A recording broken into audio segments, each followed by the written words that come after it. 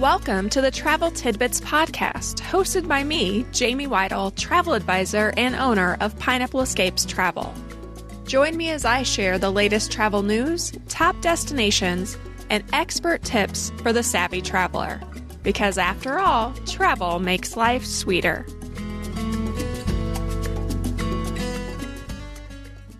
Hi, everyone, and welcome back to another episode of the Travel Tidbits Podcast, where we share travel tips, destination inspiration, and a sprinkle of travel news to help you plan your next adventure. I'm your host, Jamie Weitl, owner of Pineapple Escapes Travel, and today we're talking about one of the most magical destinations in the world, New York City, especially during the holiday season.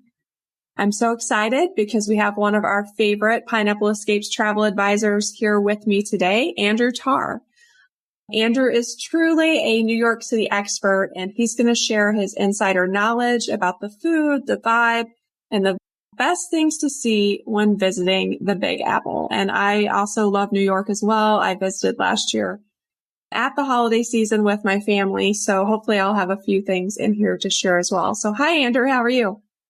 I'm good. Thank you so much for having me. You're welcome to be here, and I can't wait to hear all about your New York thoughts. And I know it's one of your absolute favorite places, so I can't wait to hear what you have to say. So before we dive into New York during the holiday season, which I think has become one of those iconic seasons to visit, I blame Home Alone 2, but I think it's a lot of different things that make it so special during the holidays. But it also is a city that has just an incredible energy all year round and is so much fun to visit. So let's talk a little bit about your perspective here, why you love New York City so much, and why it's a great place to visit all year round.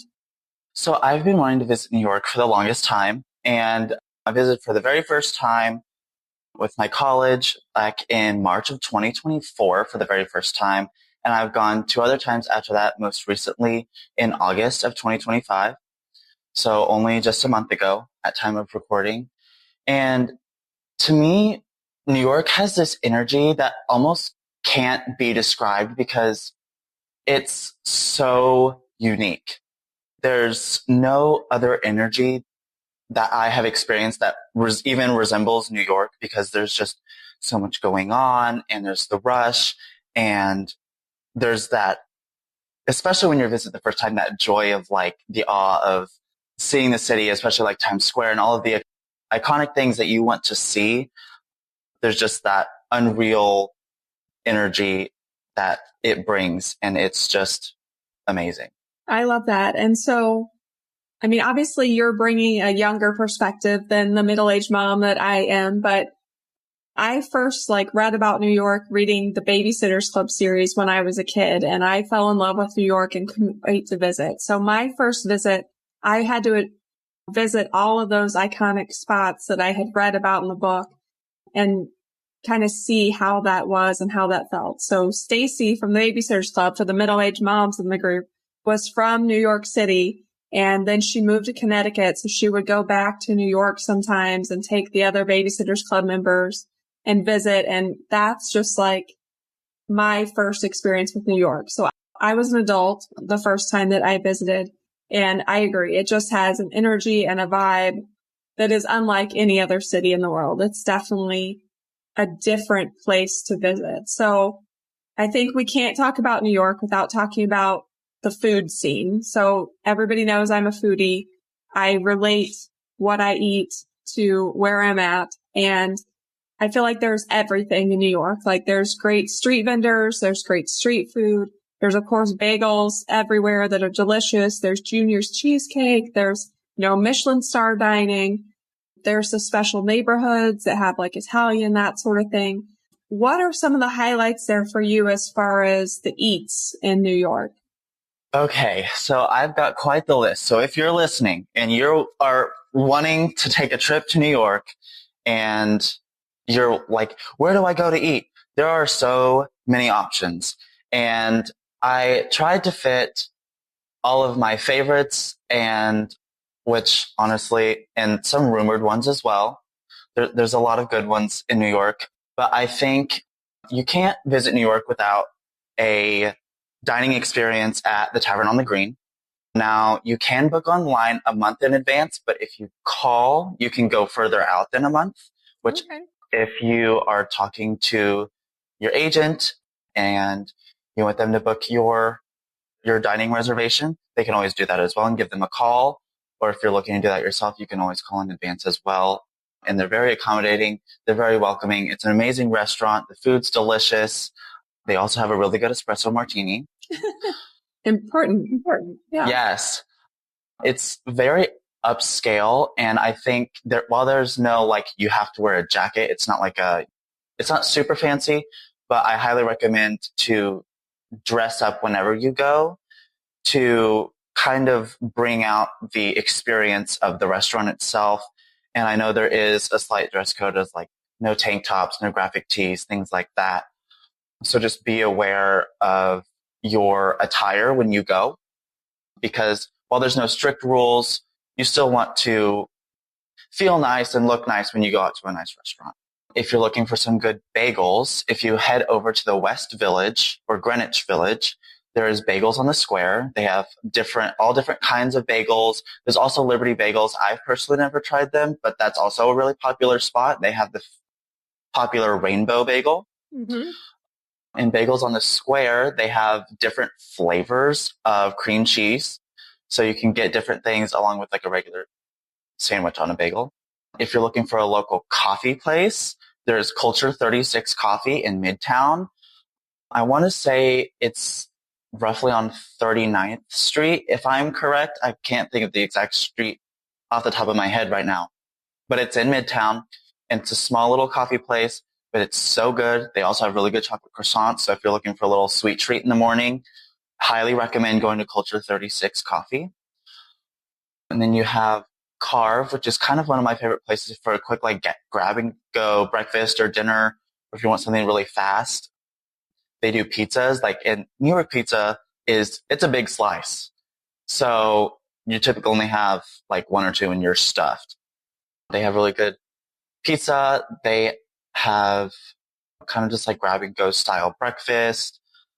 If that's something you're looking into to kind of get an earlier start on your day, that's on 47th Street, just down at the end of the block from my personal favorite hotel, which we will get into later.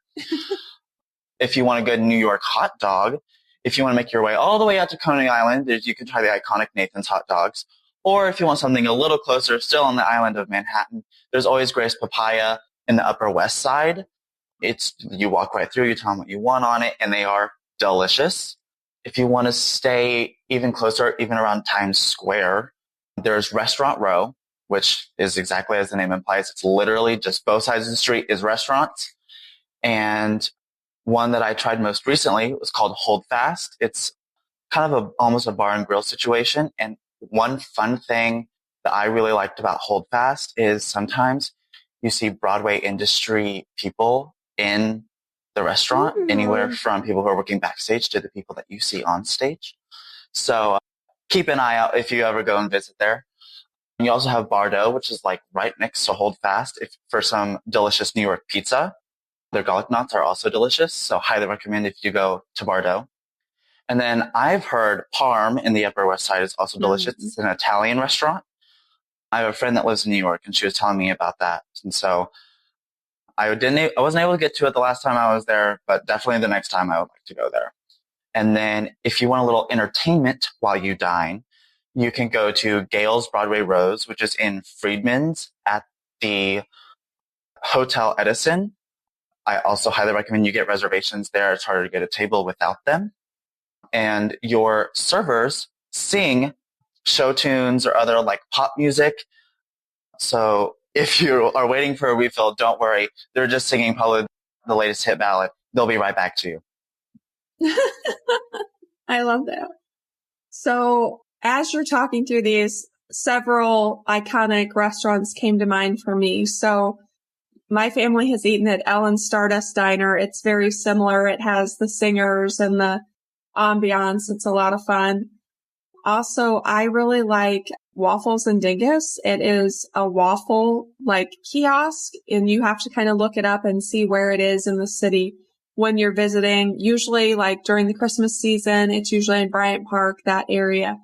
as part of one of the Christmas markets, but they are the most amazing waffles I've ever had. So that is definitely worth a try. And then anybody who knows me knows that I am a ginormous Top Chef fan. So Tom Colicchio's restaurant Craft is also in New York City and is worth a stop if you are looking for finer dining and something really special during your trip. So many good places. And, my family also likes some of like the basic, like more chain type of things.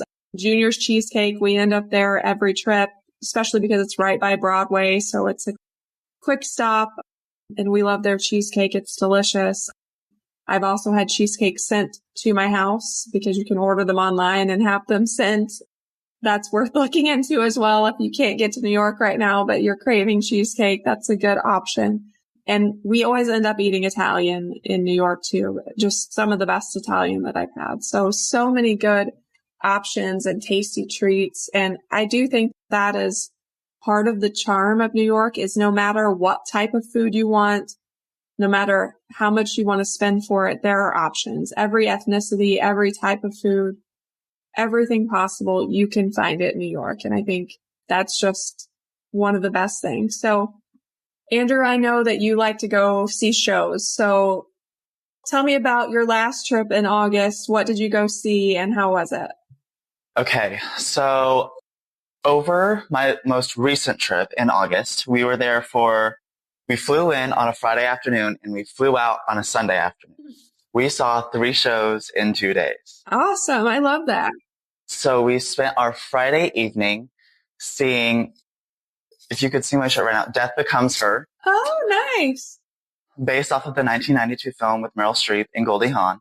So if you are a fan of that movie, I highly recommend that you go see this show.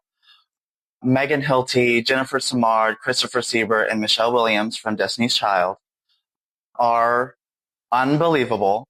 This show it's so camp. There is so much fashion. There's so much, everything is big. There's nothing small about this show. The sets are big. The costumes are big and fantastic. If you've seen the Wicked movie and you saw those costumes, it's the same costume designer, Paul Tazwell. I aspire to wear one of his costumes one of these days.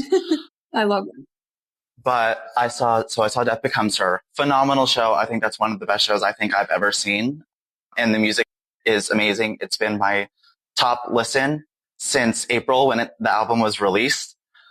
So I highly recommend you go see that. And then we saw the play John Proctor's The Villain, which is now closed. It was a limited run, but a play by Kimberly Bellflower. For those who are interested in theater and travel and want to read a play, you can always go read John Proctor's The Villain. It's an amazing play. It's very emotional and talks about some things that it kind of puts a twist on the Crucible and kind of almost puts it in a real world light. So it's kind of almost a heavier play, but it's amazing. The performances were astounding. So I used to teach the Crucible back in my teacher days. So yeah, I loved reading the Crucible when I was in high school. So yeah, that play was such a good one. And then currently running on Broadway is Oh Mary, written by Tony Award winner Cola Scola. And at the time of recording, Jinx Monsoon is playing Mary. And I saw Titus Burgess's last performance as Mary Todd Lincoln on August 2nd at the 8:30 p.m. performance. It was amazing. It was hilarious. It lives up to the hype. Awesome. It is so over the top and funny. And if you go to New York and you want to see a funny play, go see Oh Mary because that's the one to see. I love that. So I'm not as big of a theater person. My best friend does run the theater in my hometown, the local high school drama productions and all of that, but it's not the same love that you have. So I see more of the like mass market Broadway production. So like when we were there in December, we saw Harry Potter and the Cursed Child because obviously I'm a big Potter nerd. And then we also went to the Rockettes because it was Christmas time. And I feel like if you're there during Christmas, you have to see the Rockettes. But we've also seen Frozen. We saw Beetlejuice. We've seen several different ones there, but more of the mass market, like big name and kid friendly ones is where I've kind of focused. Now that my kids are older, hopefully we'll get into some of the new ones, but I think it's just a great option and something for everybody. Like no matter where you are on the spectrum, there's something that will appeal to you and something you'll love. Yes. Something I think that I love to market, especially as a travel agent marketing for people who want to go to New York and they want to see a Broadway show, is I try to stay in touch with the Broadway community as much as I can, just because of how much I love theater as it is. And as a performer myself, I think the mass market shows, like the ones I've been running for over 10 years, like you have Wicked, you have Chicago, The Lion King, yes, we've seen that and all too. of those shows. And they're amazing. And that's why they've been running on Broadway for so long. But you also have the shows like Death Becomes Her, who will only be open for has only been open for a year, coming this October, November. So as a travel agent, being involved in the Broadway community is still important. So then you can still go see the long runners if you would like to, if that's something you've been wanting to go do. But also there are shows that aren't going to be there for very long. There are shows that do limited runs. So they're only going to be there for 3 months, right. 6 months, and then they're gone. So I think that's, if you're looking to go to New York and you want to see a Broadway show, definitely talk to a travel agent that can look at what's on Broadway, something you might enjoy. What do you want out of a show that you want to go see? Do you want to laugh? Do you want it to make you think? Do you want a little bit of both? Or do you just want to go see a classic that you can rely on? It's a good show, like Wicked, because you've seen the movie and now you're like, well, I want to see the second act before the second movie comes out in November. I mean, you have all of that, and those are all great options. So. Yeah. I actually I've seen Wicked in Chicago twice and saw Hamilton in Chicago. I think that's like, it's obviously not the same as, you know, seeing it in New York and on Broadway, and like Hamilton, I think in New York.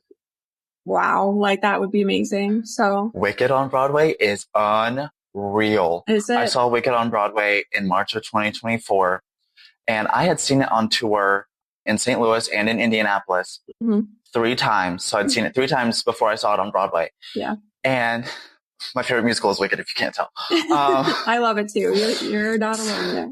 So while the story itself isn't different, some of the elements of the show are a little different just because of the space they have and how they make use of the space.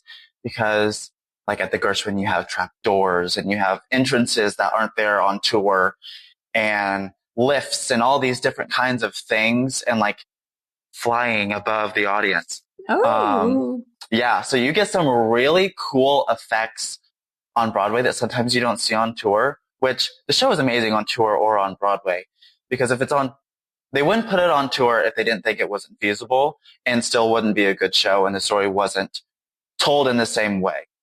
So I think how a show translates from Broadway to a tour is amazing, and that makes theater even more accessible for everybody. But if you can go see any show on Broadway, I would highly recommend. Yeah. It's a totally different vibe. Broadway itself is a whole different energy, and it's so amazing to witness. Plus, you can stage door Broadway shows and meet the actors.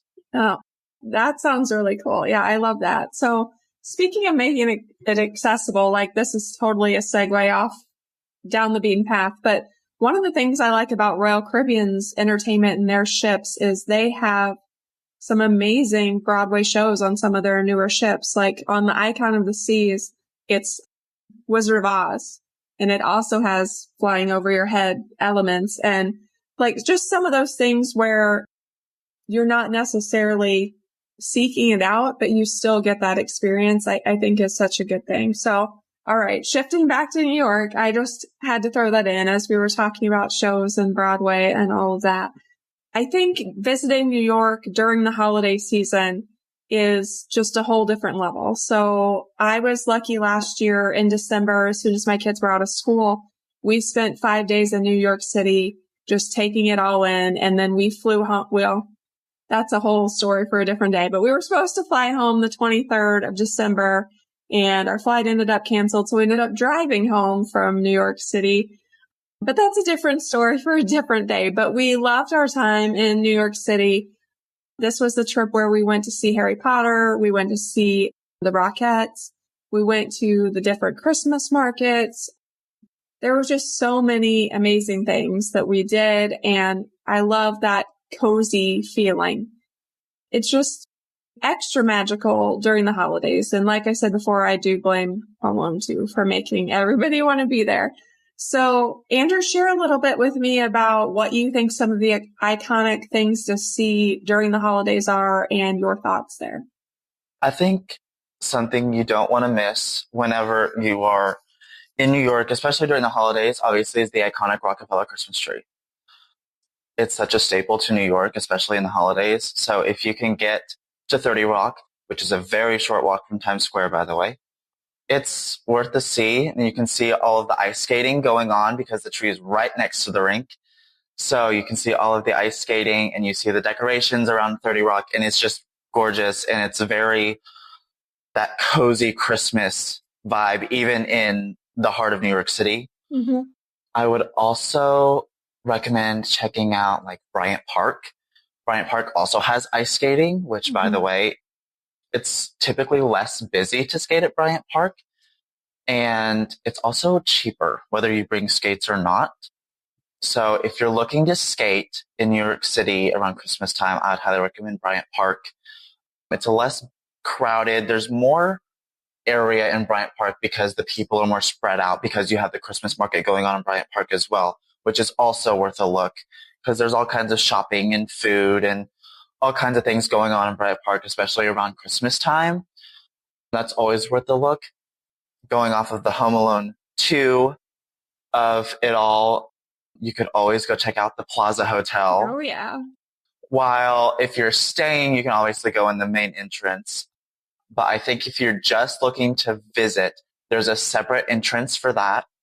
We did do that whenever we were there in December as well. I think when I looked back and saw your post, I think our trip actually overlapped a few days. Oh, fun. Yeah, ironically. So, but yeah, our first day there, we took a quick visit to the Plaza Hotel and you can see the Christmas trees, which is super cool. And they actually have replicas of Kevin's hats that he wore in the movie that I think are for purchase in the gift shop in there. So definitely go take a look around. There's stuff specifically for the Plaza Hotel and things like that. Just go take a look around. It's definitely worth the look. It's actually very close to Central Park. I have to jump in here. So when I was researching my trip, the Plaza Hotel actually has a Home Alone 2 package. And in this Home Alone 2 package, you get a limo with a large cheese pizza that takes you around to see the Christmas lights and the windows and everything. And then you also get the big sundae. So a big sundae delivered to your room, and there's also some little Home Alone trinkets and treats. It is pricey. I didn't end up splurging on that experience, but if that's something you're interested in, that's definitely something you can reach out to one of us to book because, it's high on my list of things that I one day want to do because it just sounded like so much fun. That sounds so cool. Yeah. Yeah. That's awesome. Ooh, something else you also don't want to miss is heading down Fifth Avenue. It's like New York's Rodeo Drive. And I think Fifth Avenue, whether you shop or not, you gotta love it because it's, especially around Christmas time, you can't not go see it because you have, the Cartier display and the Saks Fifth Avenue, and the Saks Fifth Avenue building in New York, you can't miss it because it's huge. Yeah. And it takes up the entire side of the building. And if you know anything about the size of a New York block, it takes about the size of a New York block. Yeah. So it's definitely worth the see. Even in the daytime with the lights, and the display itself is amazing. Obviously with Louis Vuitton's giant trunks. Yeah, you can't miss those. Those are up there year round. When I was there in August, I saw them there too. So if you want to go see that, those are up now. And that is not the store. A lot of people think that's the store. It's right across the street from the store. So if you're looking to go into the store as well, They have their own display, which is also super cool. And you can go in there. Macy's is super cool, where, you know, the iconic Macy's Thanksgiving Day Parade. You can still go in there and shop. It is decorated to the nines inside and out for Christmas. And it's super cool. When I was there in August last month, it was decorated for back to school, and they had like these red chairs like floating all over the window, and it was super cool. And you have 6 floors of Christmas shopping. So if you have an extra bag that you want to take to get your Christmas shopping done, will it be pricey? Yes, but will it be worth it? Absolutely, because you bought it in New York. Yeah, I love that. So I think you also have to mention FAO Schwartz. I think that one's also icon. I think of the movie Big with Tom Hanks when I think of, you know, the big keyboard and all of that. But I think that's also a great one to visit during the Christmas season. And just even if you're not actually spending money in any of these stores, just seeing the window displays and how they decorate is completely worth it. Like, it's just so festive and neat to see. I just love, like, everything feels very joyful. Like, it was freezing when I was there. Like, I was cold, but it really does feel like you're stepping into that holiday movie. So I think it's totally worth it. So thinking about visiting New York, and even for people making their first trip to New York City, but especially during the holidays, what kind of advice would you give to them? If you're going, especially during the holidays, for your flight and hotel, I would definitely contact your travel agent. I'm talking about at approximately 6 months in advance. That may sound a little extreme, but it can go quickly. And I think you'd rather have the confidence in knowing you got that hotel room that you wanted in time before. Yes. And the pricing well before you go. Yeah. Something you also want to consider is if you surrounding Christmas, before Christmas versus after Christmas is vastly different pricing. So if you're wanting to go during New Year's, be expected to pay $200 to $400 more for just about everything versus if you go before Christmas. And I'm not exaggerating either, because I was looking at that whenever we were looking for our trip, because I planned that trip, and that's definitely something you want to take into account. So I suggest, if you're not wanting to spend Christmas Day there, we were there from the 15th to the 20th of December. So I think that's a perfect time to go. It's well before Christmas. You have 5 days to catch up we have like 4 to 5 days to catch up before Christmas. And I think it's the perfect amount of time to go if you're going for the first time, especially. In terms of clothing, I would look at the temperature and then take it down 5 to 10 degrees just because of the wind. Yeah, it's true. Yes. So because Manhattan is an island. I think that's something that people forget, something I forget sometimes, but definitely account for the fact that you have a body of water on both sides of you, technically. Are there skyscrapers protecting you in some way? Yes, but not when you get down to the financial district and then you go to get on the Staten Island ferry, or you paid for this tour to go see the Statue of Liberty on Liberty Island, and the wind's like 10 to 15 miles an hour and you're freezing and your hands are red and your nose is running like there's no tomorrow. So definitely keep that in account. Hat, gloves, honestly, like an undershirt and pants to keep you warm. Layers are super important. When it comes to shoes, wear shoes that have already broken in. So buy your shoes like 2 months in advance to break in your shoes before you go. Because if you want to get new shoes and wear new shoes, make sure they're broken before you go, because you will be paying for it if you break them in on your trip. It sounds like you know from experience. Yes, I did. I wore a new pair of shoes for my weekend. I was like, oh, I'll be fine. Well, it's not like we're going to be walking that much wrong. We walked 10 miles on Saturday. Yeah. 10 miles. Yeah. In one day. So, and that's about accurate for anywhere you go in New York. When it comes to transportation to and from the airport, when I went for the first time, it was with school. So I never had to deal with transportation. I just was kind of along for the ride, which was different for me because the last few years I had been planning our vacation. So I knew everything. So I was like, oh, we have transportation. I'm not going to have to worry about it. Then we went in December. I was like, oh, well, I guess we'll just Uber, which you can. That's always a good option. But also be expecting to pay anywhere between $70 and $80 for that Uber ride from LaGuardia into Manhattan. And that might be more if you're flying from into Newark or JFK. I personally have always flown into LaGuardia. I love LaGuardia. It's like 35 minutes from Manhattan, from Times Square. So that's my favorite. It's also the nicest, I've heard. So I'm like, why not? And the airport's busy, but not as busy as you'd think for New York because there's 3 airports. So is it busy? Yeah, but obviously you still get to the airport 2 hours in advance when you come home just to play it safe. But it's not like you need to get there 3 hours in advance because it'll be insane. I think as long as you're smart, you'll be okay. When it comes to rain, because it is known to rain in New York pretty often, it rained a few days on our trip when we were there in December. Instead of taking an umbrella, because it takes up so much space because you're around so many people, wear a baseball hat. It saves the space in your suitcase. And as you walk around the city, you just put on the baseball hat. You don't have to think about it. And you can just leave it on. No one cares because everyone's too busy worried about what they have going on to worry about what you look like.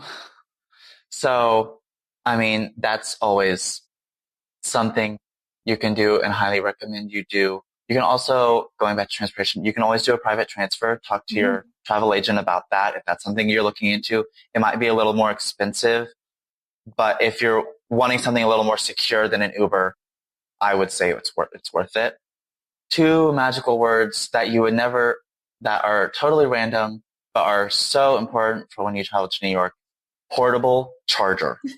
Bring a portable charger because between walking and your phone, it's not that you lose signal just walking around the city, but you're constantly around metal buildings. So your signal's going all over the place a little bit. And then especially when you go into that subway, you are going to lose signal. When you're on the subway, you don't have signal because you're underground inside metal. So that's like the worst case scenario for phone signal. So your phone is fighting and using your battery to get that phone signal. So definitely bring a portable charger. Also, in terms of your phone, I use Apple Maps to get me everywhere in the city if I don't know where I'm going. And that includes the subway. Walking, there's always that little blue light with that circle. It tells you which direction you're facing. I never hit go because it'll immediately lose where you are and you're turned around and you're frustrated and you're surrounded by all these people trying to get to their destination while you're trying to figure out which direction you're going. So definitely don't hit go, but pull up the direction to where you're going and then just follow the blue line with the blue little light pointing you in the direction and you'll be fine. That's something that I learned in December and now I use it all the time and it's the best. It makes it so much easier to navigate instead of hitting go and then you're just so confused. You can also you have the walk, you have the car and then the walk and then you have the train. So if you're in New York and you're like, I want to go here, but I don't know where it's at. And then you go to drive, you're not driving anywhere because unless you have some serious time to kill. Right. So I always recommend just to walk or take the subway after you get to your hotel and then you don't get in the car again until you are going back to the airport. So I would always hit the little train icon and then it'll tell you what subway lines to get on and where those stations are whenever you go to take the subway somewhere. And you can easily use Apple Pay or Google Pay, your little tap to pay on your phone. You just double click and you tap and you're good to go. And it's like $3. So you're saving so much more money. And I think if you use it 12 times within a week, every ride after that is free. So it only charges up to like $34 and that's it. Like if you pay $34 for a week of transportation in New York City, I'd say that's not that bad. No, that's great. Yeah, it's amazing. I think something a lot of people are worried about, especially for traveling to New York for the first time is, oh, it's so unsafe, blah, blah, blah, all this and stuff. Yes, it's a city. Not everything is safe, but I personally have never had a bad experience with safety when it comes to New York. Even our hotel has a security guard one person standing outside. Like we have a doorman standing outside. We have someone on the inside who is actual security. We have to show him our room key before we even get to the elevator. And then we have to scan our room key before we can hit the elevator button. And you scan it again in the elevator to go up to your floor. Yep. So like, don't think it's not secure. Even walking around, it's not that. I have never felt unsafe walking around New York. And I've been to Brooklyn. I've been all over Manhattan. I've been to Coney Island. And I have never been like, oh, this is kind of shady. The only time where I've been like even remotely uneasy in New York is just because I was overstimulated in Chinatown because there's just a lot going on, especially on Canal Street when you have all those people trying to sell you that knockoff Louis Vuitton bag that you looked at. So, which, by the way, if you want to go to Canal Street, highly recommend. From experience, you get some good deals. Don't pay more than $50. But yeah, and you can get a steal with those bags. Just ask my mother if you know her. So that's hilarious. That's definitely worth it. Little Italy is also only a few blocks from Chinatown. So if you want to go to Chinatown for lunch, and then you can walk a few blocks over to Little Italy and get a tiramisu, cannoli, whatever for dessert. Yeah. I can't think of the place right now, but they have some really good tiramisu. So definitely go. It's definitely worth a try. So if you like Italian cuisine and you want a good Italian dessert, go to Little Italy. It's so worth it. Yeah. Just being aware of your surroundings, be aware of yourself and your belongings. Don't be taking up a whole bunch of space. I think as long as you keep to yourself and are kind to the people around you, because it is New York, you never know who you could run into. And there's just so much going on, especially at the holidays. Just be kind to the people around you and you'll be fine. People talk about how New Yorkers are so rude, and I have yet to experience a remotely rude New Yorker. As long as you're nice to them, they'll be nice to you. You'll be just fine. Just be kind to everybody. When it comes to shows, if you're wanting to book the tickets yourself, they might not go, they most likely may or may not go out as far as your hotel does. And that's okay, because sometimes shows do close, unfortunately. Now, if you have the confident long runners like Chicago, Wicked, Six, Hades Town, Harry Potter and the Cursed Child, Aladdin, The Lion King, things like that, theirs probably goes out till next December. Mm-hmm. But when you have shows like Death Becomes Her, or like the show Arch just opened at the Music Box, like that's a limited run. So their tickets might not go out as far as your hotel or your flight schedule does, which could have something to do with closing. This exact same thing happened to me. I saw The Notebook when I was there in March of 2024. And then we went in December. I was like, Mom, I want to go. We should go see The Notebook, because it's amazing. It's going on tour. It's coming to a city in a year. Go watch it. It's amazing. I looked, and it only went out to December 15th, the day we got into the city. And we had already purchased tickets for The Outsiders, also an amazing show. And I called the box office and I was like, hi, is there going to be a new extension of tickets? I was like, or was this when you're closing? They're like, oh, we don't know. And then a week later, they're like, we're closing. I was like, no, I was so sad, but I'm glad it's going on tour because it's a gorgeous show and it deserves to be seen. And I have nothing but good things to say about that show. It's amazing. But yeah, so just keep an eye on that show schedule, and you should be fine for getting those Broadway tickets. Yeah. And I think the same is true for restaurants as well. Like sometimes you're not going to be able to make restaurant reservations as far out as you're doing your hotel, but that's definitely something that your agent can help you with and work on with you to make sure that when those reservations open, that you get what you're wanting for different activities, events, shows, dining, those sorts of things. It's all something that we can help you with. So moving into why would you work with a travel advisor when you're booking New York? I think where we really shine is from our firsthand experience, from being there, from being able to walk you through things that we have seen and experienced ourselves, and that extra help with planning. So if you know for sure that you want to go see the Rockettes, or you know for sure that you want to do this very limited edition show, different things like that are things that we can really help you with. So Andrew, if someone is wanting to start planning a New York City, either holiday getaway or just a trip in general, How can you help? I think I would start with asking them what they're wanting to see, because there might be some things that they want to see or things that they might not want to see. Like if they, let's say this is their second time going to New York. I was like, okay, well, I don't want to go see the Statue of Liberty and the 9/11 Memorial again because I've already been and I've already seen it. Mm-hmm. And I'm like, okay, well, what are some things that you do want to go see? Like, oh, I haven't been to the Museum of Modern Art or the Metropolitan Museum of Art, or I wanted to go see this Broadway show, but I didn't have time, but it's still open. So I want to go. So we can always do something like that. Or if it is your first time and you're like, I'm nervous about spending all this money on all these things, a lot of the things that you think you have to spend money on, you really don't. There's a lot more you can do in New York for free than you think. Like walking around in Central Park, that's free. There's so much to see in Central Park. And yes, you can pay for a horse-drawn carriage ride in it. You're probably spending $250 on it. But if you don't want to spend $250 on a carriage ride in New York, that's okay. You can still walk around New York. People do that all the time. People hanging out in New York. Some people have lunch in Central Park.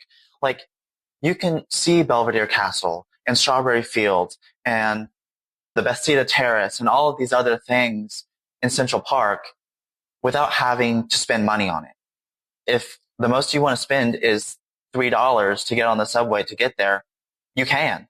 Right. If you want to take the Staten Island ferry to see the Statue of Liberty from a farther distance versus just paying, who knows, maybe $45 a person to go out to Liberty Island to basically look straight up at it, that's up to you. Right. You could just go to Battery Park and it's free. Yeah. Right.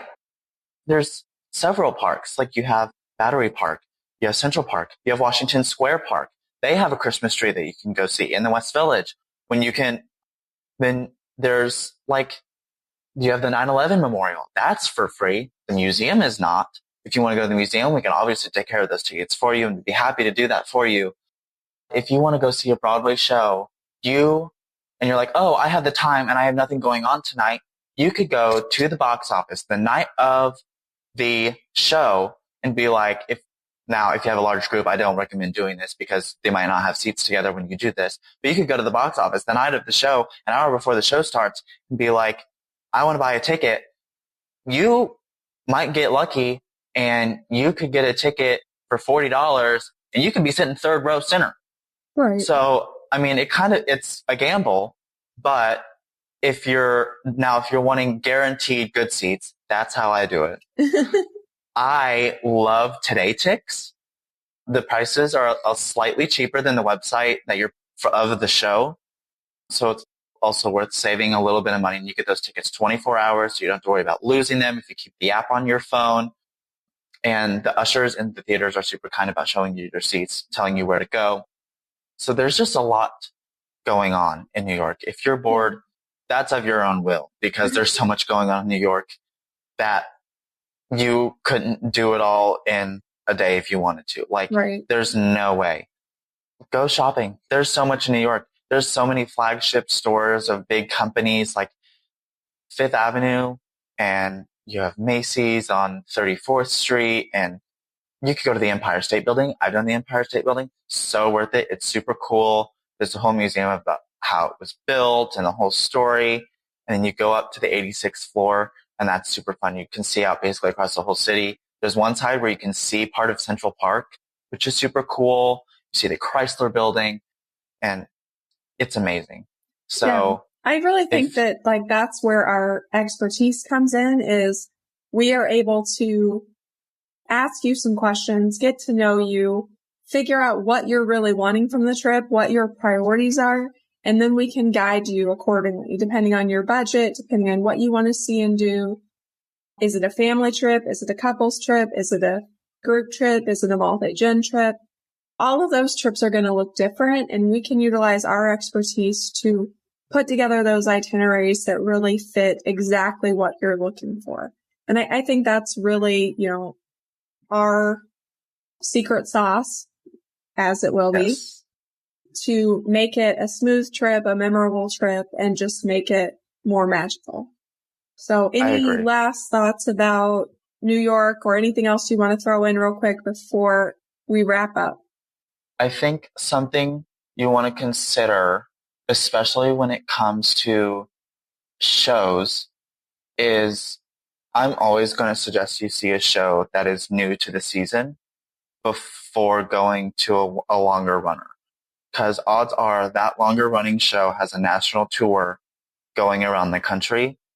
And not to discredit the Broadway company, but while it may be different and it may be better on Broadway, especially when it comes to Wicked, because of the films, the prices of tickets have definitely gone up because of the films. Mm-hmm. And if you're wanting to see Wicked, you get just as good a show on tour as you do on Broadway. I highly recommend you go see something a little newer when it comes to Broadway. Go see the one that everyone's talking about. That is always going to be the one that probably will not disappoint you because everyone's talking about it and there's a reason why. So right now, those shows are Maybe Happy Ending and Death Becomes Her, mostly. The Outsiders has been open for almost 2 years now and has been a big one. I love that show. It is going on tour. So if you can catch it in the city near you, that is also a fantastic option. But if you're looking for a show on Broadway, try to go for a newer show. And even better if you can see it. If it's in previews, stuff may change and that's okay. But I think it's always interesting to see a show in previews because that means it's not fully done yet. So they think they might change some things and it'll be a little different when you hear the soundtrack when it comes out. But I think that's something super cool because that show may have had a big impact on how you view something when it's not even quote unquote done yet. Yeah, I love that. And Andrew, thank you so much for sharing all of your Broadway expertise, all of your thoughts and ideas about New York City and your passion for both Broadway and New York. That definitely shines through, and I'm definitely ready for my next trip to New York. So, me too. To all of our listeners, thanks for tuning in to the Travel Tidbits podcast today. If New York City or any other destination is calling your name, please reach out to us at Pineapple Escapes Travel, and we will match you with the perfect agent who can help. And remember, travel makes life sweeter. Thanks for tuning in to this episode of the Travel Tidbits Podcast, where we believe travel makes life sweeter. The team at Pineapple Escapes Travel would love to help you plan a trip filled with lasting memories. Visit us online at www.pineappleescapes.com to start planning your next adventure.